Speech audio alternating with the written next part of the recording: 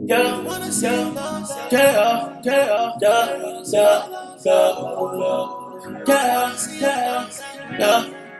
yeah, yeah, yeah. Should've come and see the love, that. Anything you asking, girl, you know I got. So you wanna see the love, that. Love the way I give it, girl, I give it, girl. Should've come and see the love, that. Anything you asking, girl, you know I got. So you wanna see the love, that. So the way I give it, girl, I give it, girl. Get it out the flow. Get it out the flow, yeah. No, no. Get it out the flow, yeah,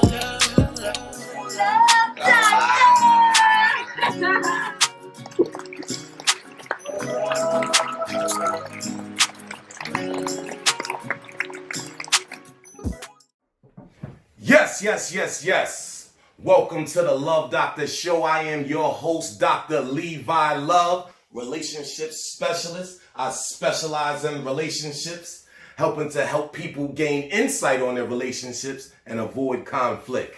As a disclaimer, as I always like to tell everybody, my experience and my credentials come from my own life experiences, so listen to me at your own risk. Welcome to the second edition of the Love Doctor Show, and we're going to go with the first topic of tonight, and we're going to title this Love or Lust by a Miss Shanice Jackson. Here we go. Hey, Love Doctor, my name is Shanice Jackson. I saw your first episode and I decided to send my story in. I'm 27 years old, and for the past year and a half, my kid's father has been incarcerated. Normally, when he do his bids, we get back together immediately, but I let him know this time that we were done, knowing most likely we'd probably get back together. Though I deemed myself single at the time, I hadn't been intimate with anyone until I met a friend of one of my male friends. He seemed really cool, and I was attracted to him instantly. I approached him with the proposition of having a physical relationship until my kid's father returned. He agreed. We've been having a great time, but I've grown feelings beyond our original agreement. He clearly cares for me, but does not share the same feelings. I've let him know how angry that makes me, but he brushes it off when I mention it. I'm torn between what I feel I deserve and sticking to the original script of being bump buddies. Help me, Doc. Okay, Shanice.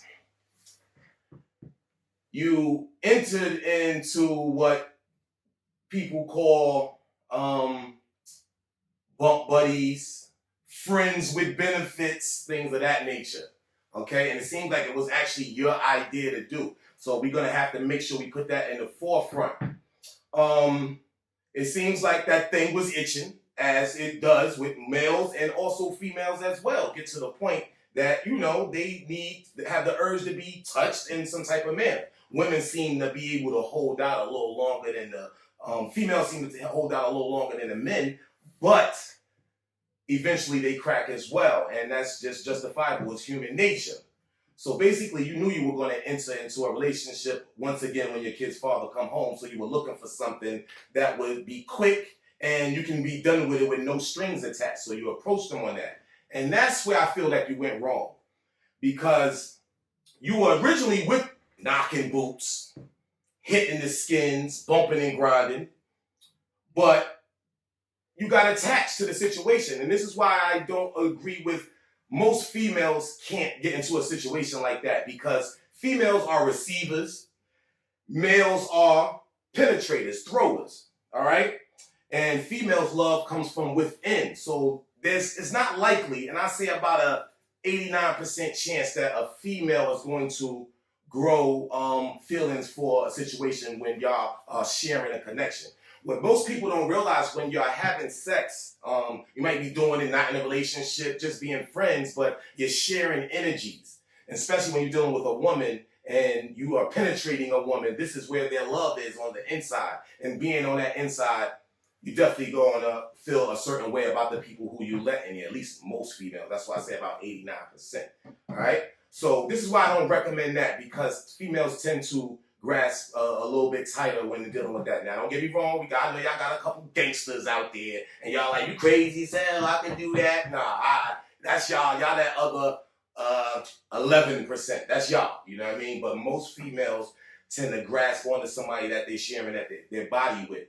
Okay, now what I'm gonna say to you, Shanice, you definitely entered into this agreement, and you seem like the initiator in this. So I have to tell you that you might have to bite the bullet on this one, because this is what you asked for. So when you ask somebody into an agreement, he's operating under those terms of what you asked for. Maybe he's saving his heart from being broken because you already let him know that you're going back. So he kept you at bay to maybe for his own self. All right? That's the advice that I have for you, but I can't go on without talking to the fellas in these situations. All right? It's okay for two mature people to have a sexual relationship, but you need to understand you're not just going to be able to be having intercourse with these females, and 90% of y'all ain't putting no condoms on anyway, so now you're having a real connection there. You can't continue to do that, then have this lady making your meals, doing all these wifely duties and things for you, and you're just going to keep her in the friend zone forever. That's not going to happen. 89% of the women eventually are going to want more for what they're giving you, which is their most treasures, all right? So that's still what I'm going to leave with you right there, Miss Shanice Jackson. Okay, hit me back. Let me know the update on that whole situation. Let me know how that thing turned out. And as I always tell you, I'm the love doctor. Now, don't get on out of here. Should've come and see the love out. Anything you want, shake girl, you know I got you. So you wanna see the love out. So the way I give it, girl, I give it, bro. Need a doctor for love. Need a doctor for love, yeah. Love. Need a doctor for love, yeah. This episode of the Love Doctor Show is brought to you by Many Men Studios, powered by my bro, Mixed by Chameleon. Go see Mixed by Chameleon for all your recording, mix, and mastering needs. Everybody who's anybody records there. He got the state-of-the-art equipment and a super lit lounge area to put you in that mood to lay down that fire. Go see my bro, Mixed by Chameleon at Many Men Studios. Yeah. Now let's get into the second topic of the day, and it comes from Darrell Smith in Raleigh, North Carolina. All right, and it reads, just to be straight to the point, I've been a single dad to my 14-year-old daughter since she was 3 years old. Her mother has been messed up off that PCP, the dust, and is too heavy in the streets to be anyone's mother. Over the years, I haven't had any serious relationships, nor have I had my daughter around any of my lady friends until recently. I met someone who is very close to my heart, and she has 2 daughters as well.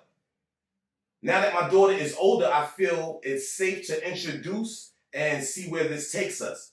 Basically, she ain't having it. I've tried to explain to my daughter that she could never be replaced, and that this woman makes me happy, but there's no amount of words or actions seem to be working. I'm seriously considering just moving on from this relationship and until she can handle it. I don't want to hurt my baby, but I'm also tired of being lonely. I don't know what route to take. All right, Darrell Smith. First off, I want to congratulate you on stepping up to the plate, as a lot of men do, but it's not really celebrated and talked about as much. So congratulations to you for stepping up to the plate, being a man, and taking on your daughter, even though it's something you should do, but it still should be talked about as much as the opposite. So congratulations and shout out to you for that. Okay, so I also respect the fact that you are considering just getting out of this situation and choosing your daughter. That is to be commended as well. So that shows that you're a parent that puts your daughter first. And that's to be appreciated as well. On the other hand, we got to go back to what you talked to us about her actual biological mother. And it seems like not a good representation of what a mother should be. But you took her out of that environment. So I realize that you're the type of person that makes good decisions for your kids. And at 14 years old, they can't make decisions that is best for their life and what they need right now. They just go off their emotion and how they feel. But at 14 years old, we are in charge of putting the things in front of them that they need to be productive citizens. And judging by your original kid's mother, she didn't have that, but you seem to have found that in the female that you're seeing right now. So not only could you be doing your daughter disservice by choosing a situation she didn't like, you could be doing her disservice by not giving her something that she's going to need. Clearly, this female is raising two daughters, so she understands how to raise daughters and being a woman herself and a good, clean, wholesome woman, as you're explaining right now to me. You could be depriving your daughter of seeing that perfect example of what it is to be a mother. So I'll share a slight story with you. I am a product of a blended family, and had my father not moved on, being somebody that lost their mother at an early age, if my father didn't move on to marry someone that could give me that motherly love, I probably would be a delinquent right now. You know, because kids losing their mother at an early age can make them react in certain ways, but him filling that void actually saved my life. So you could be depriving your daughter from this great experience and a perfect example, and some sisters too, because she got two girls over there. One thing that they always say about mothers, they can be able to raise their sons into good men, but they can never teach them how to be a man. And this is the same example on the flip. You're a good man, you're raising your daughter, you teaching her how to be a good person, but you'll never be able to teach her how to be a woman. That's why I think you need to explore the situation with this young lady, and I think that she'll adjust. That's my advice that I got for you. Now I'm the love doctor. Now go and get on my body. Should they come and see the love doctor? Anything you want, say girl, you know I got you. So you wanna see the love doctor? So the way I give it, girl, I give it, girl. Need a doctor for love. Need a doctor for love, doctor for love, yeah. Need a doctor for love, doctor for love, yeah. And now for the last topic of the evening. Comes in from Yolanda in Carlstadt, New Jersey. Okay, let's read. Hello, Dr. Love. Let me start by saying much respect on the advice that you're giving, and I appreciate the real. My name is Yolanda from Carlstadt, New Jersey, and my daughter is 16 and pregnant. Her dad is around, but chooses to wash his hands with this situation because he says that I let her run wild, and it's my fault for not allowing him to stand his ground. I personally am not a fan of abortion, but this is my baby, and I don't want her to make a decision that will ruin her life before it begins. She does not know who the father is, at least that's what she tells me. She's very heavy into the streets and does not go to school. I don't have a hold on her at all, just being honest. Should I allow her to make this choice on her own, or should I force her and rob her of the decision that may make her resent me forever? Okay, Yolanda. First of all, force her. It seemed like to me that you can't force her to do nothing. Like, it don't even seem like you can make her clean her room. She clearly don't listen to you. You know what I'm saying? So I don't know if you're asking me, should you make her? It seems like you can't make her do anything at all. That's why we in this situation right here. Pardon me, but I'm not about to give advice on whether somebody should abort a baby or not. I'm not even entertaining that. But what I will be doing is getting down on you, Yolanda, and the father. Because at 16, like I said before, kids are not in control of how their life goes. We make the decisions for them, okay? But we're not about to talk about those decisions. Let me just get on y'all. Now, to the father, I want to talk to you. I hope you see this one day. What you mean you wash your hands? Like, You think you fighting the coronavirus or something, bro? Like, you can't wash your hands of something that you brought into this world. Like, what you talking about, you wash your hands? I don't care how hard it is. I know it might be hard. You might be dealing with a female that bitter over a relationship, so she make things hard for you. We all have been through that, but we never quit. When we dealing with our flesh and blood and our children, we never quit. So I don't know what you're talking about when you're talking about you wash your hands. I don't even know what that's about right there, man. But I want to talk more about to you, Yolanda. You're saying that she's out in the streets and you lost control over her.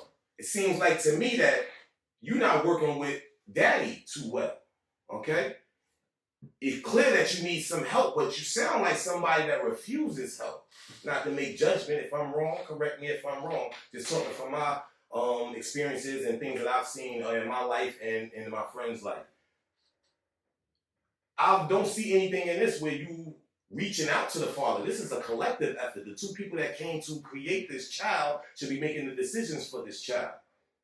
But it seems like you're trying to make all the decisions on your own. All right? And it seems like there's a father there that tried to put some infrastructure, because that's what you really need when you're dealing with a teenage girl. She should be hearing the game from a man that loves her before they hear the game from somebody that is just telling her that he loves her. Okay?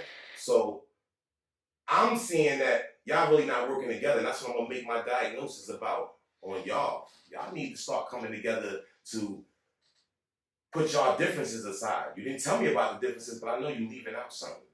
And there's some differences that it sounds like there's some bitterness in here. And it sounds like two people that are not acting like they have a whole nother life that's dependent on them. That's what it sounds like to me. I could be wrong, but hit me back and let me know.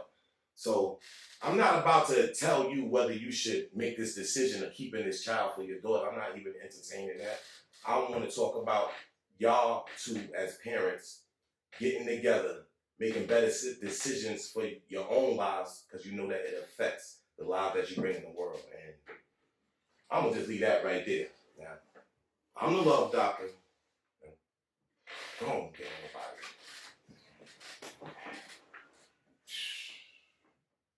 Should've come and see the love doctor. Anything you want, shake girl, you know I got you. So you wanna see the love doctor. So the way I give it, girl, I give it, bro. Need a doctor for love. Need a doctor for love, yeah. No. Need a doctor for love, yeah.